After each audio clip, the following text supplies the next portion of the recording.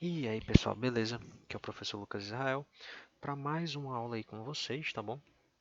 Primeira aula aí depois das provas, né? Aquelas belíssimas, maravilhosas provas. Todo mundo adora fazer prova, né? Todo mundo. Mentira, eu não gosto de fazer prova. Mas vamos lá. Olha aqui, ó, se prevenir contra o Covid-19, né? Vamos aí ficar longe, galera, uns dos outros, né? Esperar o tempo passar. Olha que eu desenho aqui, né? Não é, para não sair de casa, beleza? Bom, vocês já sabem, né, qual é que é o negócio aqui. Estão cansados de ver, mas eu tenho que mostrar para que vocês continuem se prevenindo, tá bom? Então vamos lá. Vamos aqui recordar mudanças de fase da água. A água é uma substância, né, que na natureza ela possui ela consegue mudar entre os estados físicos, né? Várias substâncias na natureza, vários tipos de matéria conseguem mudar o seu estado físico. Quando você fornece energia para aquela substância, para aquela matéria, ela consegue passar entre os estados, né? A água, ela é um ótimo exemplo disso, tá bom? Porque a gente vê direto. E a água ela consegue passar pelos três estados físicos da matéria, beleza? Estado sólido, estado líquido e estado gasoso, né? Que são chamados de estado de agregação da matéria. Professor, por que estado de agregação da matéria? Porque, gente, a matéria ela é constituída por átomos, beleza? A gente sabe que esses átomos, quando se unem, eles se tornam o quê? Moléculas. Essas moléculas formam substâncias, né? E a agregação dessas moléculas forma uma quantidade de substância. Nada mais normal do que na mudança de estado físico, essa agregação ela mude, tá bom? Porque a matéria ela está mudando de estado, ela está mudando de forma. Então, o seu estado de agregação também vai mudar. Olha só, aqui no estado sólido, as moléculas da água ó, estão todas juntinhas aqui, ó. Tá vendo? Todos os átomos bem espremidinhos aqui, todos juntos, bem encostados aqui um no outro. Já no estado líquido, pessoal aqui, ó, as moléculas já estão mais soltas, já estão mais longe umas das outras, beleza? No estado gasoso, tá parecendo até que estão na pandemia também, ó. Todo mundo longe aqui, ó. Cada bolinha dessa aqui é uma molécula e tudo longe uma da outra. E notem, né, que a forma da matéria ela vai mudando de acordo com a mudança do estado de agregação, certo? Então vamos lá. Exemplos de mudança de estado, tá certo? Que a gente tem, né, o iodo sólido mudando de estado, tá bom? A gente tem um exemplo aqui de sublimação, que é quando uma substância ela sai do estado sólido direto para o estado gasoso sem passar pelo estado líquido, né? E a gente tem aqui o nitrogênio passando, né, para o estado de vapor a temperatura ambiente. O que eu quis mostrar para vocês com isso aqui, esses desenhos mostram aí para vocês, que não é só a água que muda de estado físico, mas várias substâncias na natureza conseguem fazer isso, tá bom? Só que elas têm as suas propriedades, né? Elas têm suas diferenças. Nota que a temperatura é diferente para cada substância, tá bom? E é isso que a gente vai ver agora, que é a famosa temperatura de fusão e temperatura de ebulição, que estão diretamente ligadas à mudança de estado de uma substância na natureza. Temperatura de fusão é a temperatura onde ocorre a mudança de estado do estado sólido para o estado líquido. E a temperatura de ebulição é a temperatura onde ocorre a mudança do estado líquido para o gasoso. Nota que para a água, tá? Para a água, a temperatura de fusão é 0 °C. Então, a partir de 0 graus, a água começa a passar do estado sólido para o estado líquido, tá certo? Já a temperatura de ebulição da água, ela é 100 °C. Então, a partir de 100 graus de temperatura, ela começa a passar do estado líquido para o estado gasoso. E essa temperatura de fusão e ebulição, elas mudam de acordo com a substância na natureza. Por exemplo, o ferro, uma barra de ferro. Ferro é o quê? Sólido, não é sólido? A temperatura ambiente, a temperatura que a gente tem assim no nosso dia a dia, a barra de ferro é sólida.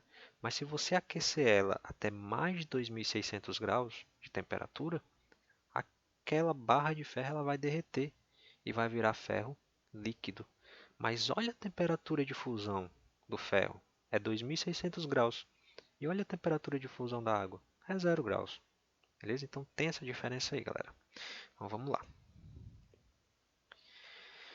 Aqui a gente tem uma outra propriedade específica da matéria, né? Que é a densidade. A densidade nada mais é do que a razão entre a massa de um objeto e o volume que ele ocupa no espaço. Beleza? Quanto mais massa um objeto tiver, mais pesado, né? Vamos dizer assim, no linguajar normal, mais pesado o objeto for e menos espaço no ambiente ele ocupar, mais denso ele vai ser.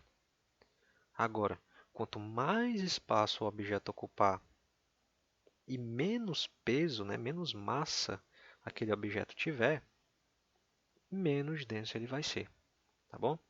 Um bom exemplo disso, tá, é aquela velha frase que todo mundo fala.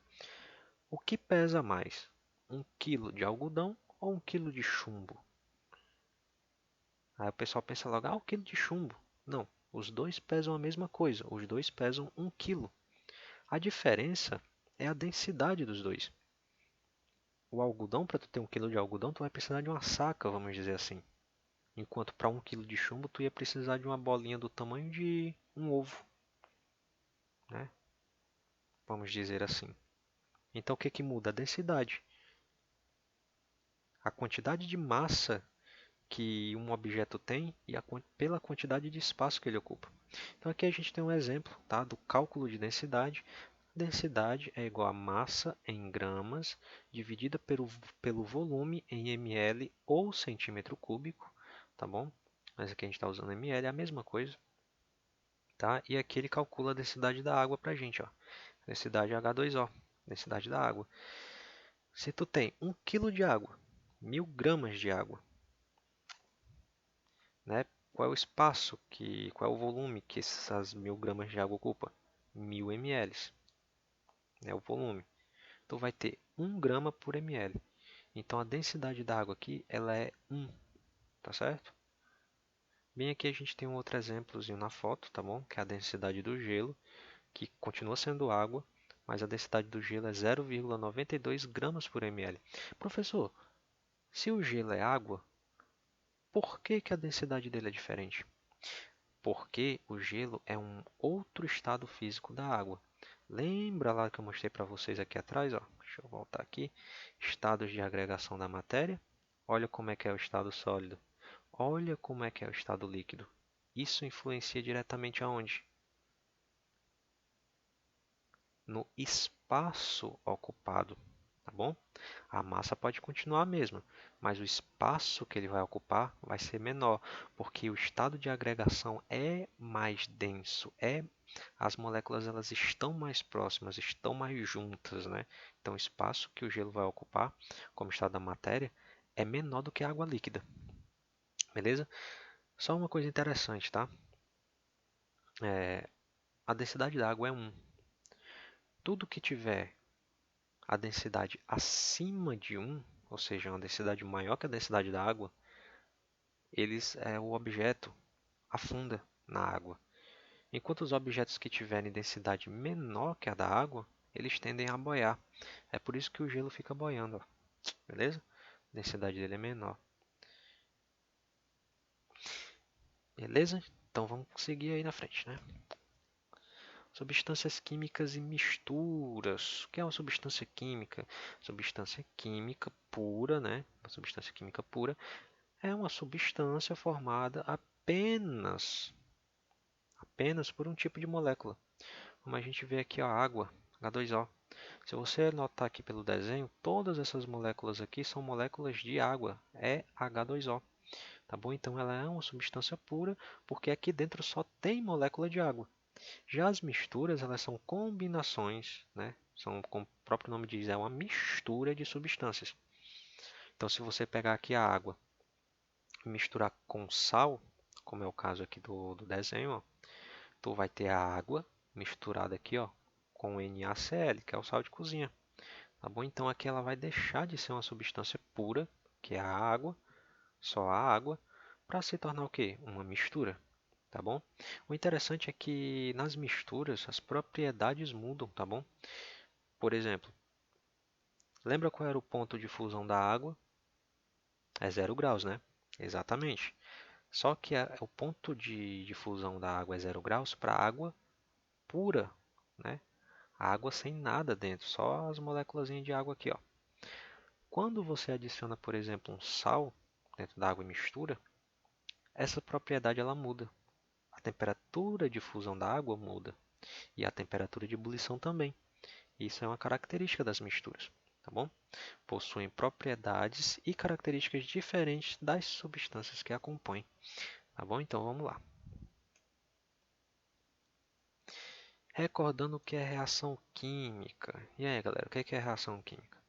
Reação química é quando você tem duas substâncias químicas que entram em contato, beleza? E através de uma reação elas se tornam outra substância, beleza? Aqui a gente tem um exemplo, ó, de reações químicas ocorrendo. Essas reações, geralmente elas liberam ou absorvem energia, tá certo? E aí a gente tem as reações que são exotérmicas ou endotérmicas, tá certo? Vamos seguir aí. Ah, lembrando, tá? Toda reação química, o produto os reagentes, né, que são as substâncias que começaram a reação, quando se tornam outro produto, beleza? É uma coisa totalmente diferente. Então, numa reação química, as substâncias têm uma mudança, tá bom? Elas mudam, tá? Os átomos são rearranjados em uma reação química. É diferente aqui, ó, das misturas, tá certo? Então, vamos lá. Reações químicas são transformações que ocorrem com substâncias que entram em contato para formar outras, tá certo? Então vamos lá. Substância simples e substância composta. O que é uma substância simples e uma composta? Bem simples. Substância simples é a que é formada por apenas um único elemento químico, tá bom? Única espécie química ou elemento químico. No meu caso aqui do oxigênio, potássio sólido, o hidrogênio gasoso, oxigênio gasoso, chumbo sólido. Aqui a gente tem um exemplo, ó, as pedrinhas de enxofre. Do que é formado o enxofre? Apenas por átomos de enxofre, né? A gente tem aqui o sódio sólido, é formado apenas por átomos de sódio. Então, eles são substâncias simples, beleza? E a gente tem as substâncias compostas, que são aquelas formadas por dois ou mais átomos diferentes unidos em uma molécula. Como tem aqui, ó, o hidróxido de sódio, que é formado por sódio, o Na aqui, ó, elemento químico sódio, é formado por oxigênio e hidrogênio. Então, ó, NaOH. Só aqui a gente tem três elementos químicos juntos para formar uma única substância, beleza? Então, aqui é uma substância composta, beleza? Aqui a gente tem o ácido sulfúrico, H2SO4, a gente tem aqui, ó, hidrogênio, enxofre e oxigênio, formando apenas uma substância, tá bom? Isso é uma substância composta, certo? E por último, mas não menos importante, tem uma atividadezinha proposta aí para vocês, ó. É uma experiência, tá, que vocês podem fazer em casa. Em dois copos iguais, vocês vão acrescentar água na mesma quantidade, tá bom? Porque nem vocês dividem, quando você tem um irmão que vai dividir alguma coisa com ele, você divide assim, olhando assim bem direitinho, vai fazer a mesma coisa. Em um dos copos você vai acrescentar 2 colheres de sopa, aquela colher de comer mesmo que você usa para comer, de açúcar, mexendo até dissolver completamente, até o açúcar desaparecer de dentro do copo. Vai colocar os copos no congelador e aguardar congelar, tá?